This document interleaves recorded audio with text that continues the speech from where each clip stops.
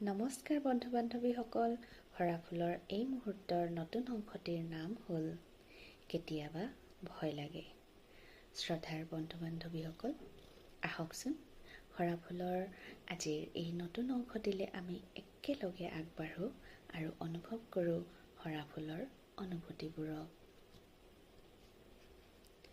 কেতিয়াবা ভয় লাগে, মোৰ ভয় লাগে।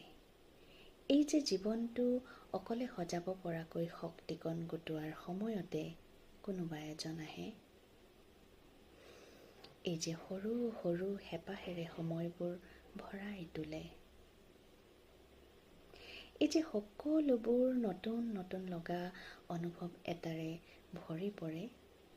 এই যে আগবাঢ়িব খোজা অকলশৰীয়া হাতখনত মুঠি মাৰি ধৰে। আৰু তাৰ পাছতেই যে সম্পূৰ্ণ অচিনাকি হৈ পৰে দুদিনতে। হেঁপাহবোৰ সলনি হয় অজুহাতলৈ, অভিমান সলনি হয় আমনিলৈ।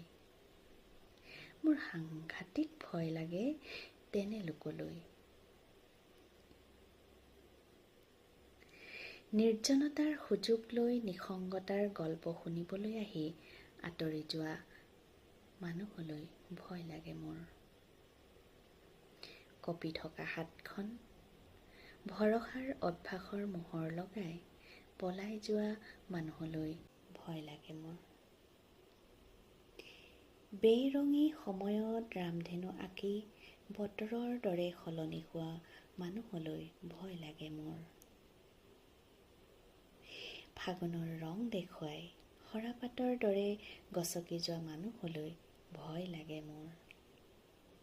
নাহিবচোন এইদৰে, পাৰোতো খোজকাঢ়িবলৈ অকলে, কিন্তু বহু দূৰ হাতত ধৰি আগুৱাই যোৱাৰ পাছত এই যে হঠাৎ হাতখন এৰি দিয়ে, বিশ্বাস কৰক মৃত্যুৰ সমান ভয় লাগে। ধন্যবাদ।